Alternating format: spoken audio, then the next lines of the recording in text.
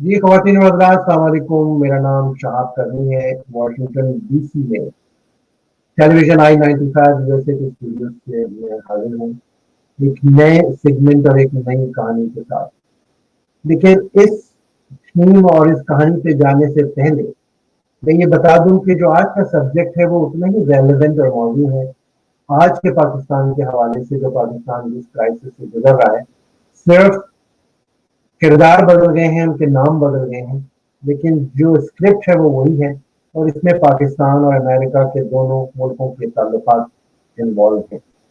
मैं जिस वाक़े की तरफ आज का डिस्कशन करना चाह रहा हूँ, ये मेरा जो सेगमेंट है, वो उसामा बिन लादेन के एपिसोड के हवाले से है। जी ख़वातीन व हज़रात, आप देख रहे हैं उसामा बिन लादेन की तस्वीर स्क्रीन पे नज़र आ रही है। तो उसामा स्टोरी नहीं है, आज की स्टोरी है एबटाबाद में जो वाक़या हुआ, जो हमें बताया गया, जो दिखाया गया, उसके हवाले से। और इसका टॉपिक मैंने यही रखा है कि Usama bin Laden, the tell of lies and डिसेप्शंस, जो उस वक्त भी थे, आज भी हैं। ये उसामा बिन लादेन का वो मशहूर हमें जो इमेजेस दिखाई गई कंपाउंड में कि जी 5-5.5 साल तक यहाँ पर वो उनकी रहाइश थी। और उस ये वही जगह है जहाँ से मिलिट्री की जो एकेडमी है अहमदाबाद में, जो ट्रेनिंग सेंटर है, वो बहुत करीब है और बड़ी एक सिक्योर जगह है, वाइड प्रॉपर्टी थी। तो इतने 5 साल, 5.5 साल वो वहाँ रहे। तो हमारे जो इंटेलिजेंस एजेंसी से वो कहती है हमें पता ही नहीं। हम उसी के ऊपर कनेक्ट द डॉट्स, जो मेरी आज की गुफ्तगू है, कनेक्टिंग द डॉट्स है, और हम उसको ऊपर आते हैं एक एक करके।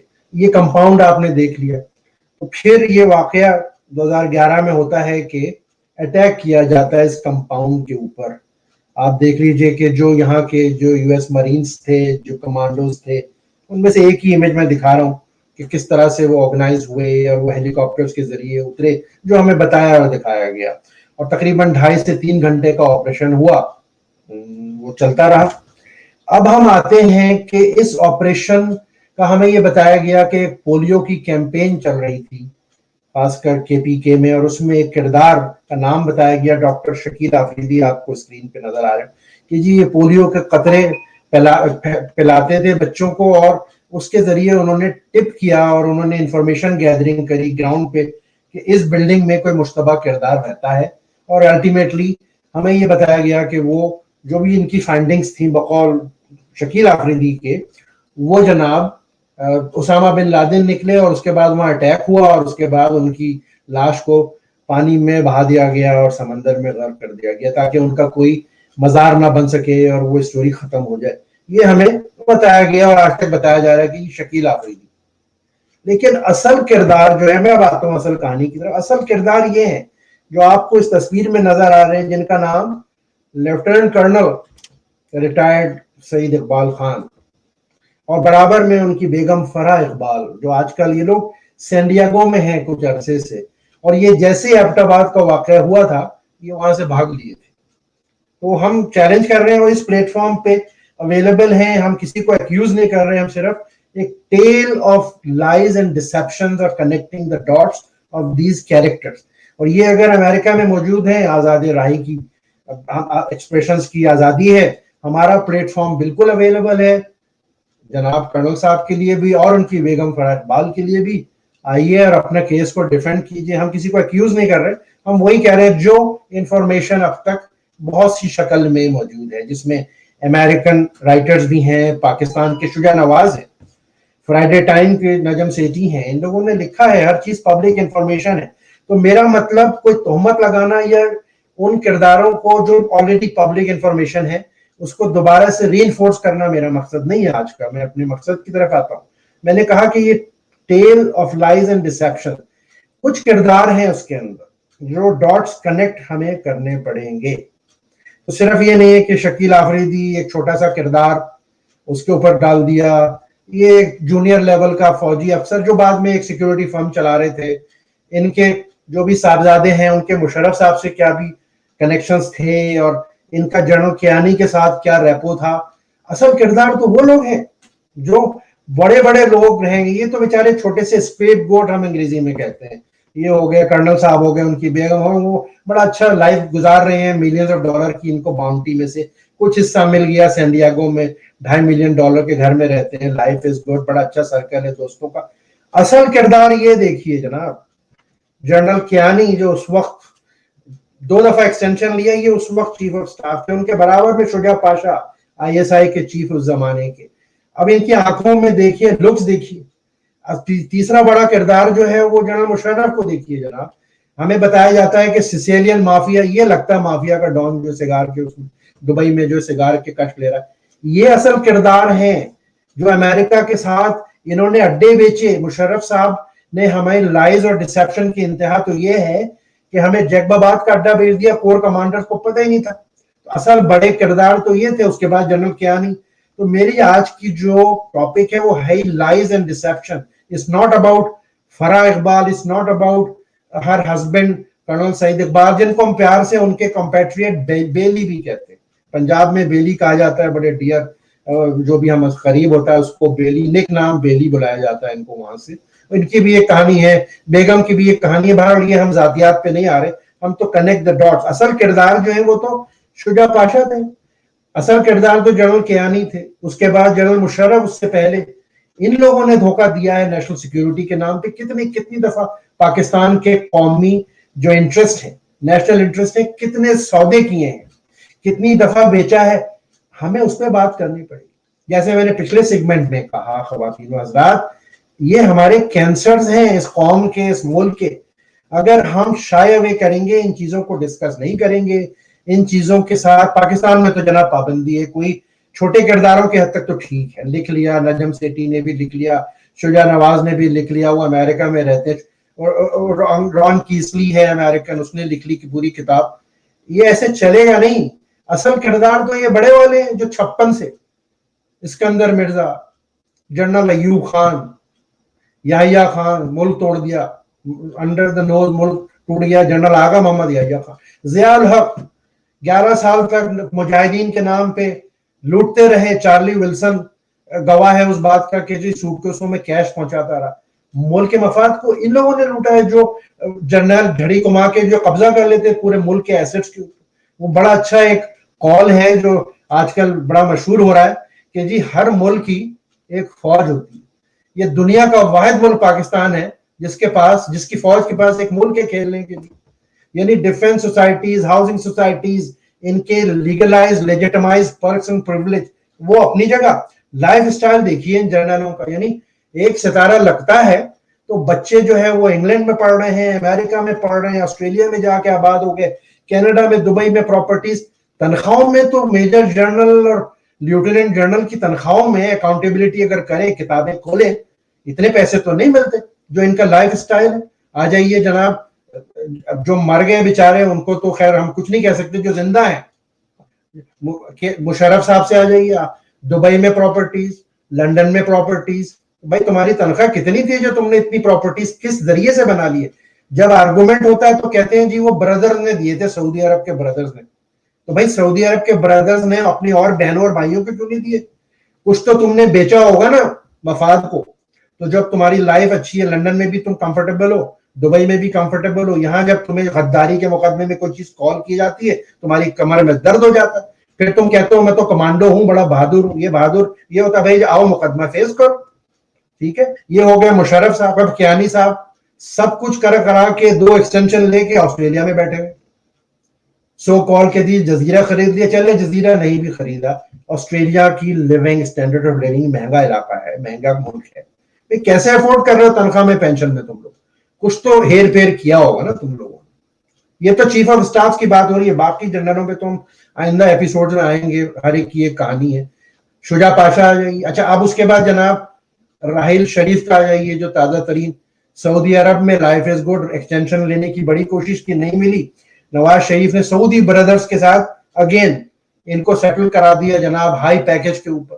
آج وہ وہاں بیٹھ کے جو ہے وہ یمن کے خلاف مسلم سو کالڈ مسلم کنٹریز کا سعودی پیسے کے ذریعے لیڈ کر رہے ہیں پرچم کو, سعودیہ کے اور ان کی فوجوں کو اور ان کے ویسٹڈ انٹرسٹ کو. ارے بھائی پاکستان تو ایک نیوکلیئر اسٹیٹ ہے, آزاد اسٹیٹ ہے, غیرت مند اسٹیٹ ہے 22 کروڑ لوگوں کی. اب ہمارا کام یہ ہوگا کہ ہم ان جیسے لوگوں کو کرائے کے اوپر رینٹ جرنل کی اسکیم شروع کریں گے ہم. یہ غیرت مند قوموں کا یہ شیوا ہوتا ہے کیا؟ کس چیز کو ہم روئیں, کس چیز کو ڈسکس کریں؟ اب راحیل شریف کے بعد اب آپ آ جائیے جناب تازہ ترین جو ہے وہ باجوہ صاحب. اب باجوہ صاحب نے 3 سال کر لیے, پھر ایکسٹینشن پہ چلے گئے. ایک حکومت بنا کے دری, کیونکہ وہ باجوہ ڈاکٹرن کرنی تھی. باجوہ ڈاکٹرن تو ناکام ہو گئی, معیشت میں ناکام ہو گئی, فورن ریلیشن میں ناکام ہو گئی, ہر چیز میں ناکام ہو گئی. اب جناب جب ناکامی ہو گئی تو پورا ملبہ وہ civilian, bloody civilian Imran Khan کے نام پہ. ارے بھائی تجربے تو لیبورٹری تو تم لوگوں نے سنبھالی ہوئی پنڈی کی, تم لوگ نئے نئے کردار بنا کے مسلط کر دیتے ہو سیویلینز کے اوپر. تو یہ ایک جو series of lies and deception, یہ صرف ایبٹ آباد ہی سٹوری نہیں ہے, یہ 56 سے شروع ہوا ہے, آج تک جاری ہے. یعنی آج کی تاریخ تک, آج جولائی کی 3 تاریخ ہے 2020 ہے, آج تک جھوٹ, مکر, فریب ان جرنیلوں کا, چیف آف اسٹاف کا, کبھی سامنے سے کبھی پیچھے سے, یہ 73 سال میں. اسی لیے یہ میں نے پہلے بھی کہا تھا کہ ملک تو بنا دیا کھانے پینے کے لیے, توڑ بھی دیا مزید کھانے کے لیے, قوم نہیں بنا سکے. اور تم لوگوں کا میں بلیم کرتا ہوں ان غاصب, سب جرنیل نہیں. ہمیں کہا جاتا ہے ہم فوج کے خلاف ہیں, نہیں میں نے تو فوج کے خلاف کوئی بات ہی نہیں کری. میں تو بات کر رہا ہوں ان غاصب جرنیلوں کی جو کچھ ویری فیو بڑے اچھے اچھے جرنیل ہمارے پاس صاحبزادہ یعقوب رہے, اصول کے اوپر بنگلہ دیش سے ریزائن چھوڑ کے آ گئے تھے اسائنمنٹ کو. ایڈمرل احسن تھے. جنرل جہانگیر کرامت نے ریسنٹلی وہ کاؤنسل بنا رہے تھے فار نیشنل انٹرسٹ اور سیکیورٹی کا, انہوں نے کہا یہ غلط ہے, نہیں بننی چاہیے, یا انہوں نے کہا بننی چاہیے, نواز شریف نے کہا نو, انہوں نے ریزائن کر دیا. انقلاب نہیں لے کے آئے, وہ بھی بیٹھے ہوئے ہیں آج کل واشنگٹن میں اور کسی فاؤنڈیشن کے ساتھ اور تھنک ٹینک کے ساتھ کام کر رہے ہیں, وہ بھی فارمر چیف آف اسٹاف ہے. لیکن بھارت انہوں نے کوئی انقلاب نہیں لایا, انہوں نے کہا ٹھیک ہے جی میں ریٹائرمنٹ لے لیتا ہوں. اس کے اسی کے جہیز میں تو مشرف ہمارے قوم پہ نازل ہوئے تھے کرامت کے جانے کے بعد. تو میرا کہنے کا مقصد یہ خواتین و حضرات, ہم فوج کے خلاف نہیں ہیں, کسی جنرلوں کے خلاف نہیں ہے. کچھ جنرلوں کی میں بات کر رہا ہوں جنہوں نے مینوپولیٹ کیا, اگین جھوٹ بولا قوم سے. اسی کو ہم انگریزی میں کہتے ہیں لائز اینڈ ڈسیپشن. ہو کچھ رہا ہے, دکھایا کچھ جا رہا ہے. ایبٹ آباد پہ آ جائیے واپس. ایبٹ آباد کی اصل کہانی کچھ اور ہے. آپ سب ملے ہوئے تھے بھائی. اب جنرل کیانی نے اور شجاع پاشا نے جا کے آئزن ہاور کے اوپر بحری جہاز کے اوپر ملاقات کی ایڈمرل مرل کے ساتھ. تو کیوں کی تھی ملن کے ساتھ؟ بھائی اس لیے کہ یہ سب ایبٹ آباد کا نقشہ بنا رہے تھے آپ, اور پھر آپ کہتے ہیں کہ 3.5 گھنٹے کا آپریشن ہوا, ہمیں پتہ ہی نہیں تھا. تو اس فوج کا اور ان جنرلوں کو کیا فائدہ کہ ایک غیر ملکی ہیلی کاپٹر آئے, 3 گھنٹہ آپریٹ کریں ہماری سرحدوں کے ایبٹ آباد میں آ کے, اور یہ فوجیوں کو ہمارے پتہ نہیں تھا جنرلوں. پھر اس جنرلوں کو فائدہ کیا؟ اس ایم آئی کا اور آئی ایس آئی رکھنے کا کیا فائدہ, جو ملینز آف ڈالرز کا, اربوں روپے کے پرکس اینڈ پریولیج ان کو دیے جا رہے ہیں, اور ان کے انویزیبل فنڈ ہوتے ہیں, ان کی کوئی اکاؤنٹیبلٹی نہیں ہوتی. آپ کو تو غیر ملکی وہاں آ کے آپریٹ کر کے چلے گئے. بڑی اگر آپ ملے ہوئے تھے, آپ کہتے کہ قومی ہمارا قوم کو بچانا تھا, ریاست کو بچانا تھا, ہم نے مل کے کیا آپریشن. جھوٹ کیوں بولتے ہیں کہ ہمیں پتہ نہیں تھا؟ پتہ نہیں تھا تو آپ کا مشین اور میکینزم کدھر چلا گیا تھا؟ اس کا مطلب ہے یا تو آپ نالائق ہیں, تو پھر آپ ہمیں اس نالائق فوج کی ضرورت ہی نہیں ہے جنرل. اور اگر آپ نالائق نہیں تو آپ بے ایمان ہیں, you are liars and you are ڈسیپٹرز.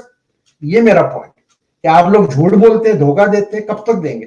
73 سال میں بڑا غرق کر دیا اس ملک کا, تو یہ آگے نہیں چلے گا. آج جو ہے وہ باجوہ صاحب یہی کام کر رہے ہیں. جتنی جلدی ان کو احساس ہو جائے اور اپنی ایگو کو ختم کر دیں. پہلے جو انٹرنیشنل افیئر پہ قبضہ کیا, اب معیشت کی پالیسی. میں 12ویں جماعت تو تم لوگوں کی ایجوکیشن ہوتی ہے, 12 جماعت پڑھے ہوئے لوگ فورن افیئر دیکھو گے, تمہیں جیو پولیٹیکل کا کیا پتا, انٹرنیشنل افیئر کا ریلیشن شپ کا تمہیں فائنینس کا کیا پتا ہے, جو جا کے چیمبر آف کامرس سے جو خطاب فرماتے ہو. بھائی پی ایم اے میں کاکل میں تمہیں کیا معیشت پڑھائی جاتی ہے؟ تمہیں سائنس پڑھائی جاتی ہے؟ بھائی انٹر لیول کی بی ایس سی کی سائنس پڑھائی جاتی ہو. ہر چیز میں کب تک یہ بوٹس کے ذریعے, ایمونیشن کے ذریعے, پاور کے ذریعے تم لوگ اس قوم کا ستیہ ناش کرتے رہو گے؟ اب تم معیشت کا کیا بیڑا غرق کیا تم نے یہ بھان متی کا کنپا اس قوم پہ نازل کر کے؟ کیا اس تجربے سے کیا حاصل کیا؟ کتنا پیچھے چلا گیا, کتنا نقصان پہنچایا تم لوگوں نے. خدا کے واسطے چھوڑ دو اس قوم کو آزاد, ان کو اپنے فیصلے کرنے دو.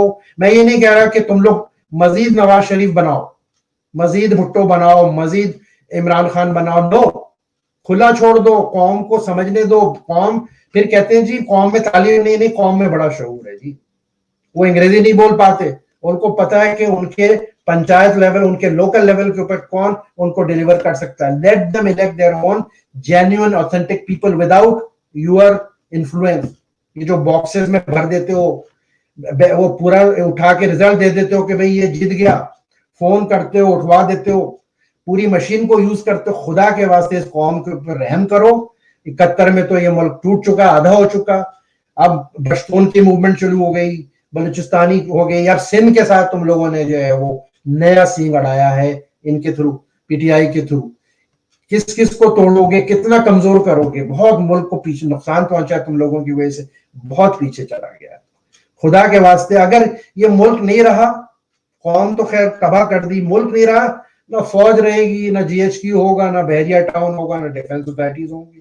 وہی تم لوگ کرائے کے اوپر گوریلا وار کے لیے کہیں عراق میں لڑ رہے ہوگے, صومالیہ میں لڑ رہے ہوگے, سعودیہ میں لڑ رہے ہوگے, بحرین میں ہوگے, ابو دھابی میں ہوگے. یہ سب ختم ہو جائے گا تم لوگوں کا اوور نائٹ. یہی چیز رشیا میں ہوئی ہے. اکنامیکلی تباہ ہوا رشیا, بالکنائزیشن ہو گئی, کئی ملک بن گئے. اگر تم لوگوں کو اگر ہوش نہیں ہے, 12ویں جماعت میں نہیں پڑھایا تھا, یہ ہسٹری کو پڑھ لو, ریسنٹ ہسٹری کو دیکھ لو. بس شہاب کرنی کو اجازت دیجئے. میں یہ حقیقتیں ہیں اور بہت تلخ ہیں, لیکن انگریزی میں جیسے میں نے کہا لائز اینڈ ڈسیپشن. ایبٹآباد کا تو بیچ میں ایک ہو گیا ایپیسوڈ, میں نے ذکر کر دیا. یہ چلے گا نہیں. خدا کے واسطے نہ قوم جھوٹ بولے, نہ جھوٹ کو سنے, بلکہ ٹھنڈے دل سے. اور جذباتی ہونے کی ضرورت نہیں ہے سوشل میڈیا پہ نا, یہ جو بہت ٹائم ہوتا ہے آپ لوگوں کے پاس, یہ نہ کریں. ملک نہیں رہے گا تو نہ یہ سوشل میڈیا رہے گا, نہ ہم رہیں گے, نہ تم رہو گے. شہاب کرنی کو اتنا ہی کہنا تھا. انشاءاللہ آئندہ ایک نئے ایپیسوڈ اور ایک نئی کہانی کے ساتھ بہت جلدی آپ کی خدمت میں حاضر ہوں گا. اپنا بہت خیال رکھیے گا. بہت شکریہ. Thank you.